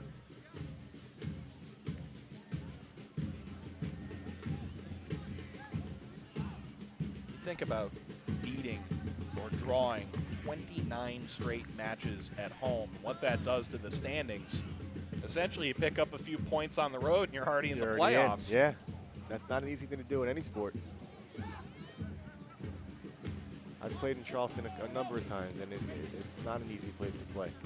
You know, it's out in a little island. It's a good surface of the field. They usually have a very good fan support, and the humidity, like we're seeing tonight. And the field is so good, and with the Nigerian national team coming through before their run into the Olympics, they've decided to play that match down in Atlanta where Nigeria won the 1992 Olympic gold medal. This ball over the top and kicked away by Cooper. But trying to save the field, it also doubles as an opportunity for Atlanta United fans to get the first look at their USL affiliate up the road in Charleston. Yeah, it's an exciting time for Atlanta coming into the league. You know, what they've done so far, looking at it, it looks amazing. Looking forward to seeing them. It's a franchise that's already got a good head on its shoulder to lead the front office. The handful of homegrown players on this Charleston side that are available tonight. This ball played through. Cox still coming, and he put it over the top again. Wow. Cooper came running and forces this ball over the top from Cox. Again, he's done a good job, just like Williams has, to get himself in a good situation and just pushes it over the bar. Credit to Cooper, though, for coming out and making himself big and perhaps forcing him to rush that shot.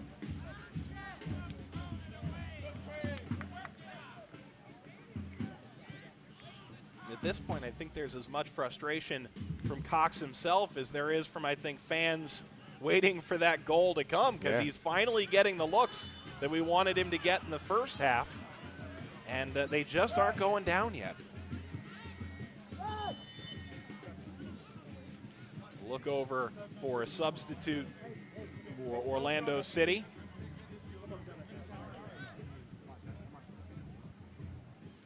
That's enough for Richie Lorea.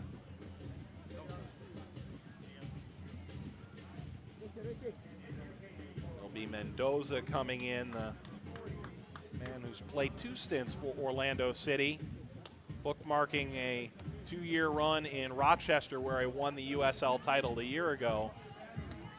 And Neville Hackshaw also coming on for Charleston. He'll replace, rather, Atula Guerra.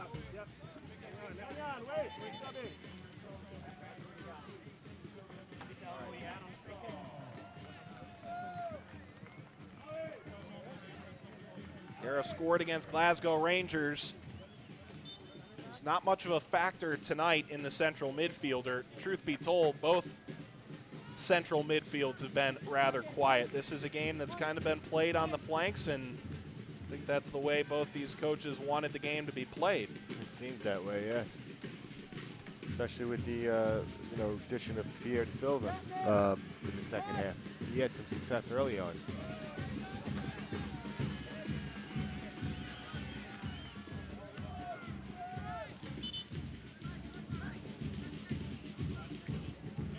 Griffith waiting to go. Quentin Griffith started at right back, got a knee injury, moved into the midfield when he returned. Finished the season at right back a year ago. This ball touched by Williams.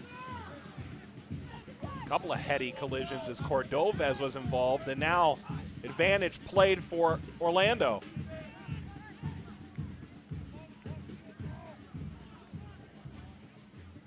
Sprayed up the right. Here comes Chang. Lofts it all the way in. Was looking for Cox, who collides in the box and never made contact.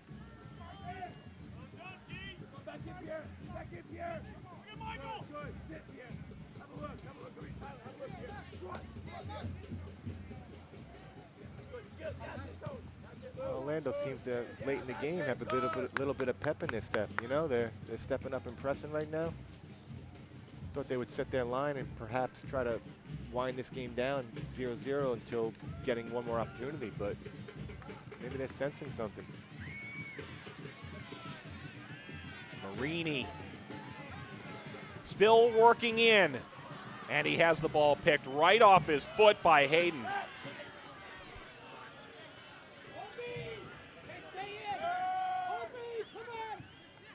Well, here comes De Silva. And now Rocha. Neal. Up the right side for Mendoza. The substitute with fresh legs. That ball falls to De Silva, although he wasn't able to put the ball towards net. Griffith coming up on the defense. Very open game now, huh, Mike? Very open. Shockingly open, Yeah, no? yeah. And Woodbine gets the ball from official on the near side. And then a sub coming for Orlando City. So again, another stop. These teams try and find the appropriate personnel to try and find a late game winner. I think the second half, Neal showed a bit more. You know, I thought he was a bit more commanding. I thought he played a little bit higher up the field, which allowed for a lot more linkage play. But he's definitely, obviously, spent and tired. Bringing the fresh legs. I think they're smelling something here. I think they're looking to go for. I mean, you always want to win, of course, but I think they're really trying to put Charleston on their back heels with some of these subs. How about Rob Valentino, an interim manager coming in, stepping in place of Anthony Pulis, who's up in New York right now as an assistant, the MLS side for Orlando City. He's making some subs here that are showing he has no interest in calling Anthony Pulis and saying, we got a 0-0 draw, Coach. No, well, I'm sure that him and Tony spoke in detail leading up to this game. So I'm not entirely sure how much the subs that they're making are just his solely. True. But yeah, I think that they're looking to get out of here with a win, if they could. I know that sounds weird to hear because you always want to win. Right. But you approach games, especially in the 76th minute, the way it's played out on the road, some coaches would approach it differently. Well, there's a point in your pocket, and then Yeah. there's two in the bush. There you go.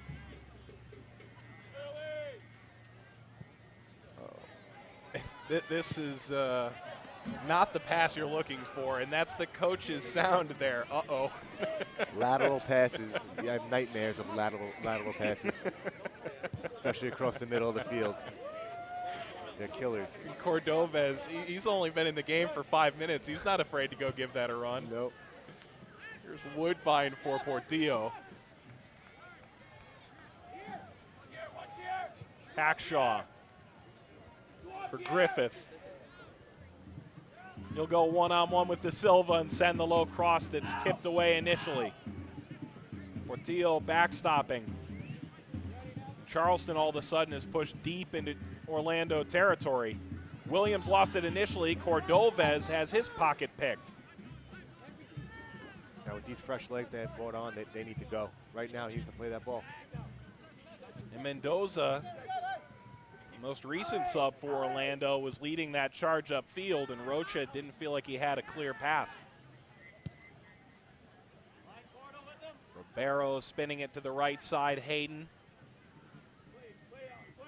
Garcia looking for Mendoza, nearly taken by Hackshaw.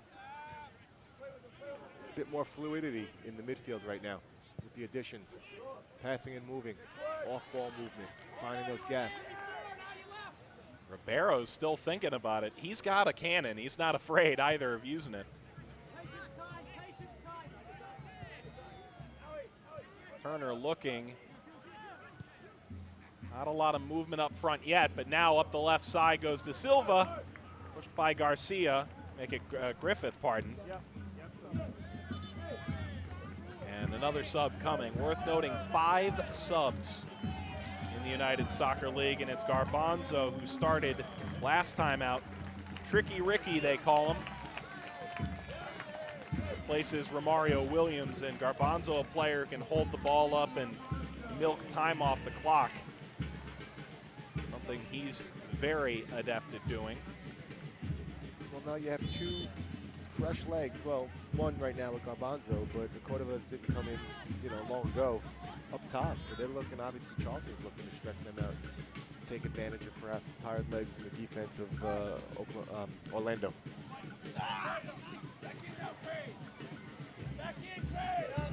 Chang. Everybody being pushed forward. Garbanzo will get a second crack at it, lays it off. Chang. Garbanzo. And up charges OCB. Knocked away De Silva.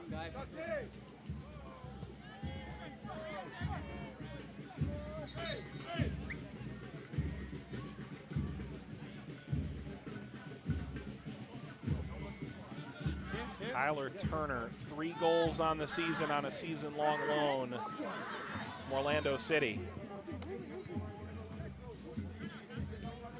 Hackshaw. Dang. That's a heavy collision, and this is a decision for the referee.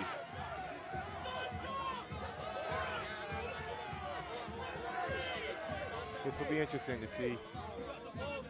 There was a red card last time these two teams met. Consult with his 4th official.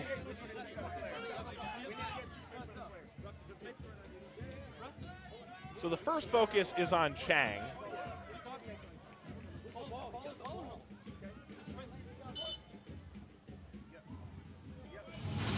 was rash.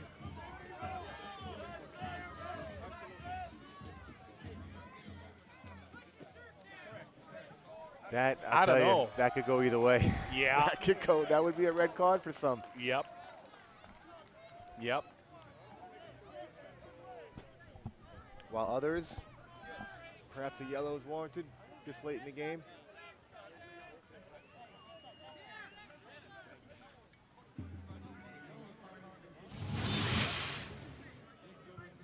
Looks like a yellow. Goes against De Silva. That's his 2nd of the year for the 17-year-old. Last time these teams met, Tyler Turner picked up a red. Chang back on his feet, knees brought down. It's a foul against Turner. When it's hot, when you're tired, when it's late in the game, sometimes it's easier, to take out a bit of frustration or to take out a bit of, anger, I guess you could say, and the lack of oxygen to your brain forces you into decisions that you wouldn't have made in the first 10 minutes. It lightens the load on your shoulders when you make a rash decision like that, doesn't it? You feel a little freer? A little bit. You may be free enough to get to the parking lot, too, but not the case this time around. It's Portillo, very dangerous, sends the service, and it's touched wide, still loose. Kicked out by OCB's defense. It's a very dangerous ball, great ball, just on top of the 6-yard box while your defenders are running backwards and the attack and Charleston is running forward at the goalie, kind of in between there. Very good ball. Over the top from Portillo. And the shot sent across. It was deflected. We'll have a corner coming up. Charleston knocking on the door here in the 83rd.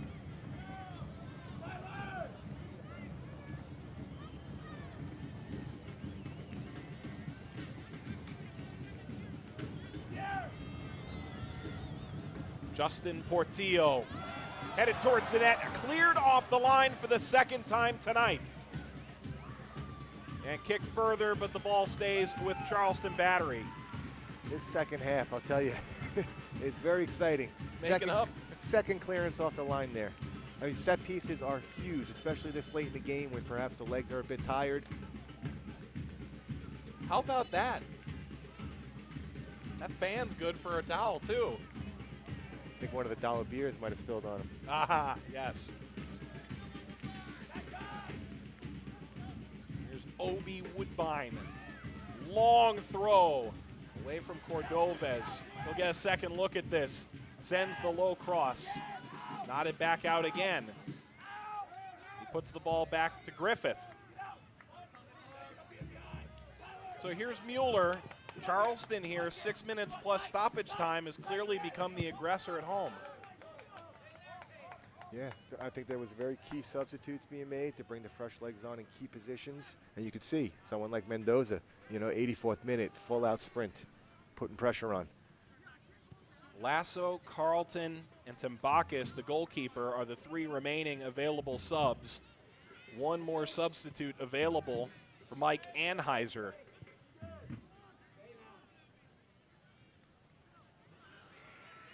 Spinning out Woodbine. Cordovez. And now Hackshaw. Spraying for Chang. Into the line of Griffith. Turner battling with him shoulder to shoulder. Turner's got it in the corner, but turns it over to Chang. Goes through the legs of De Silva. Chang going 1-on-3, left it across the top of the 18. Charleston attack still on. Yeah, Cheng for me tonight. I mean, he showed it again there. The most dangerous player on the field.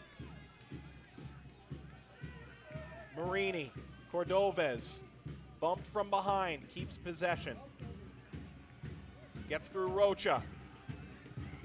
Cordovez tries from the corner of the 18. It's a throw coming for Woodbine.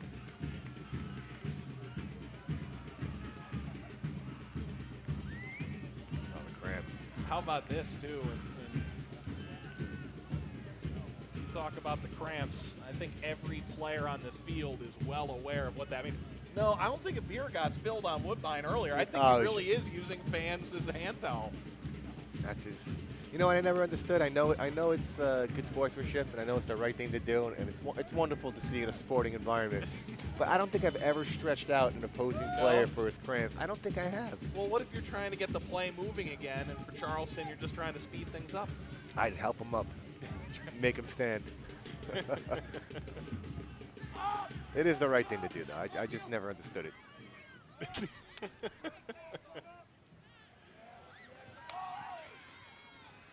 Ferguson threw his foot in. Everybody was forward for Charleston, and that may leave some gaps here for De Silva. Here he comes against Griffith. He rounds one. Has Hackshaw helping out, and then he tried to curl it in and earn a corner, and instead Hackshaw has it.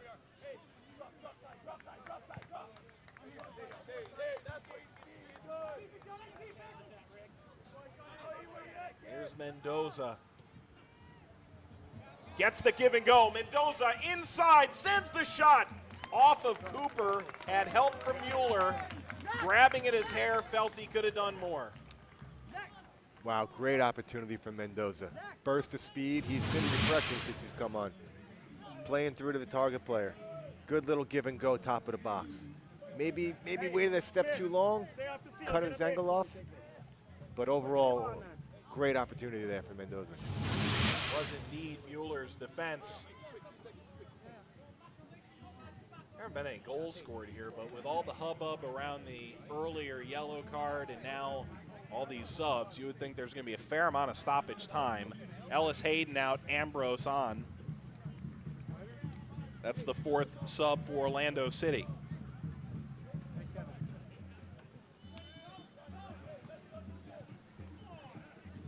Meanwhile, a corner here for the Battery to try and defend.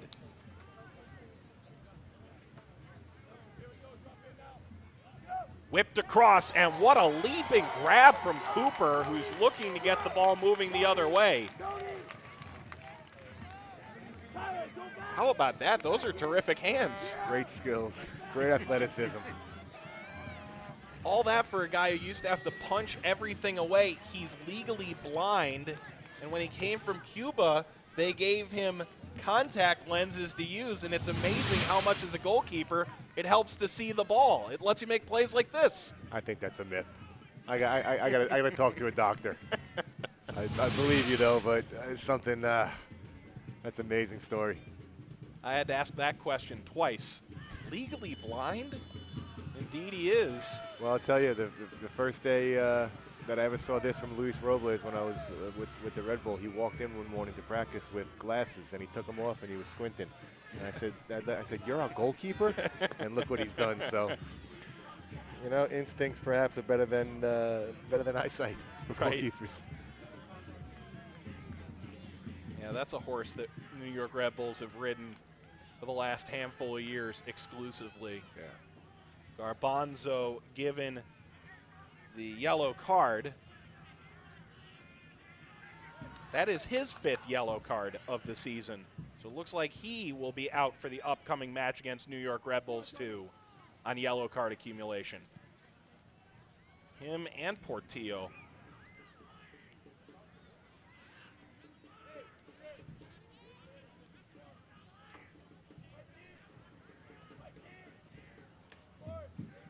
These fans hoping there's a stoppage time winner to carry them out. OCB hopes that it belongs to them.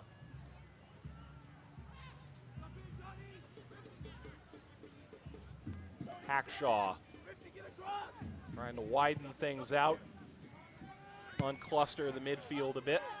2 minutes of added time. It's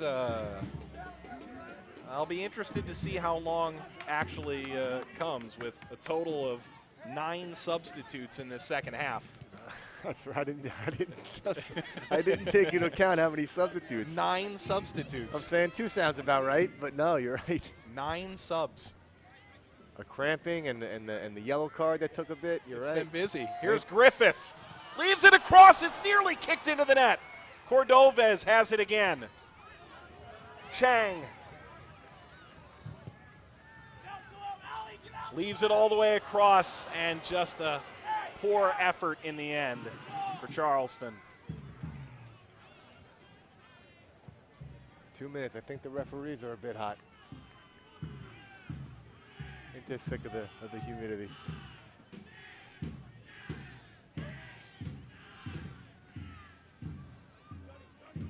So we'll see how much time ends up coming here from Luis Guardia, the center referee.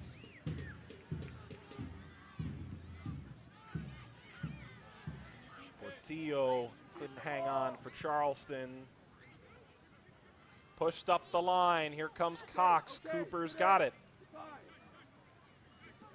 Well, 30 seconds according to the 4th official. 4th official. So they got to move this ball forward here.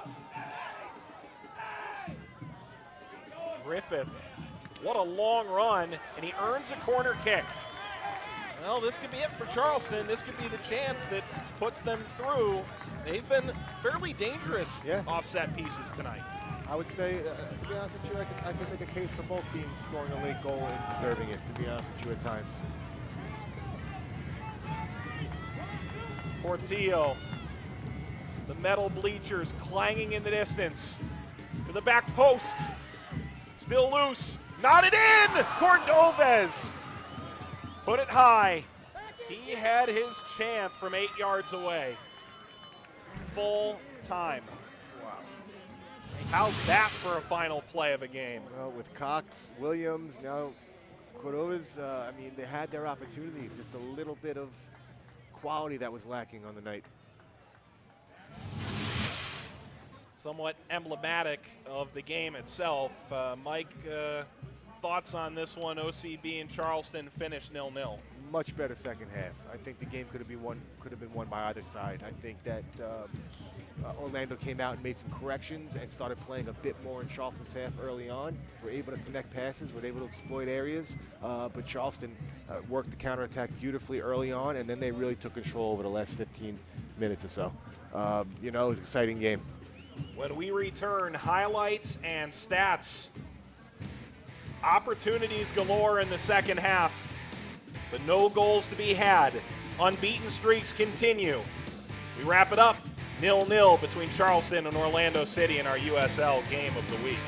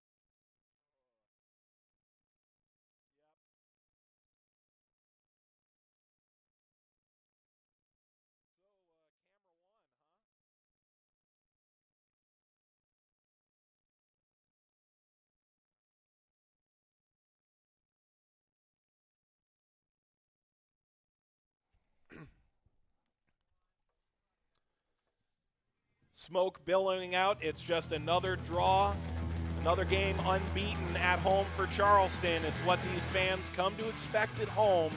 Both teams get a share of the spoils. No score, 0-0 at full time in our USL Game of the Week between Orlando City and Charleston. Mike Watts with Mike Pecky. Look back at the highlights. We begin in the first half. It's up to the goalkeepers. There was some opportunities for Charleston on the break. Really, these two teams felt each other out for 45 minutes. Absolutely. I think as we see the second attempt, great reaction save there. Unbelievable. But I think the best cases came tonight in transition, like we're talking about. Transition was the key, especially for Charleston. So continue to look at these highlights. Some yellow cards to be had, and trying to stop transition was key, even if it meant picking up a yellow. Opportunity in the middle of the 18, handled easily enough. Chang, very busy first half. Second half was just okay, maybe a little above average, but that first half, he was the only really dangerous guy on the field. No, he was. I thought he was a step up ahead of everybody. As you see the yellow card that could have been avoided with a better head. But yeah, Chang was the best tonight for me. I mean, he was dangerous. He has ability, and he took over the game when it was a bit flat.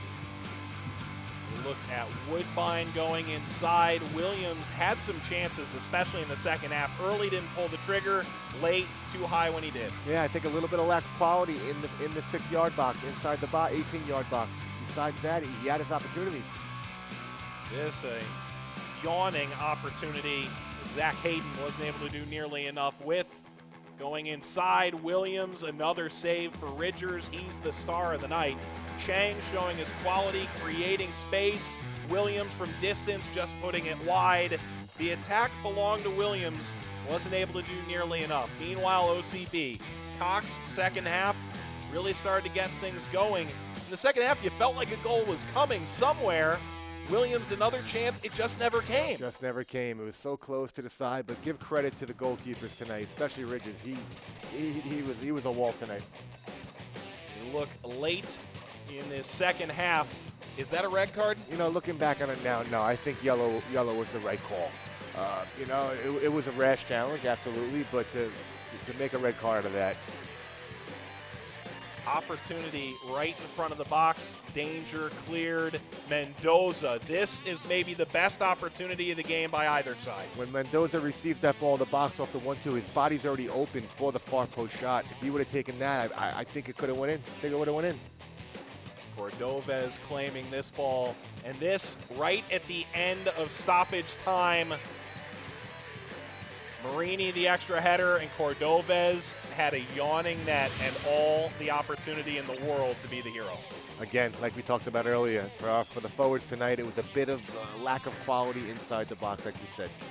Well, how's that second number looking for you? Second line, right side, 22 shots for Charleston, only 5 on net. Only 5 on goal. Don't bury one. Like we said, 22 shots is a number. Only 5 on net. We could talk about that, but the 5 shots, Ridges did a great job in denying them. Final thoughts from this one? Fair result? Fair result. Like I said, either game, if they got a goal out of this in the end, I would have made a case for it. But 0-0 is a fair game for this one. So that should do it for us here in Charleston, South Carolina. OCB's unbeaten streak is now 6 games for Charleston, 5 games unbeaten. OCB finishes their 3-game series with the Battery 1-0-2 on the year with this 0-0 draw. Technical facilities provided by Vista WorldLink. For producer Kevin Brellant and analyst Mike Petke, this is Mike Watts saying so long, Ridgers the star. The finishing just not there. These two teams share 2 points. No score, full time. You've been watching the USL Game of the Week. So long, everybody.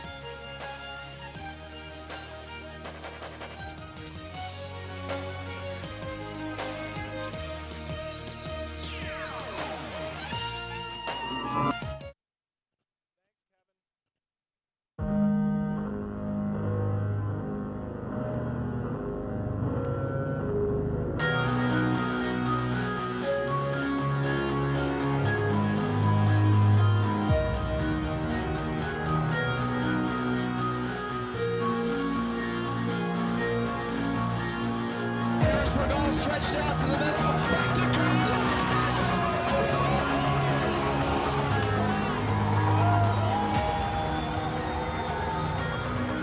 Broke it up. There's a shot. They score! They score!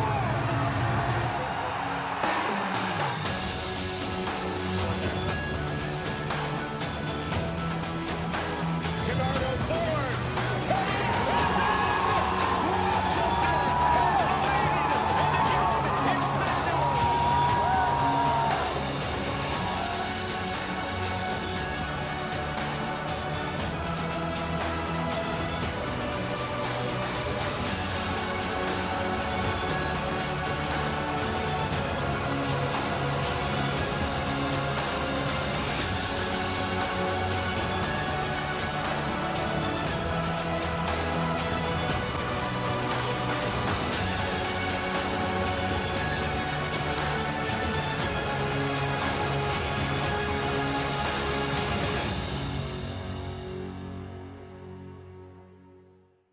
This copyrighted telecast of the United Soccer League may not be retransmitted, rebroadcast, or reproduced without the express written consent from the United Soccer League.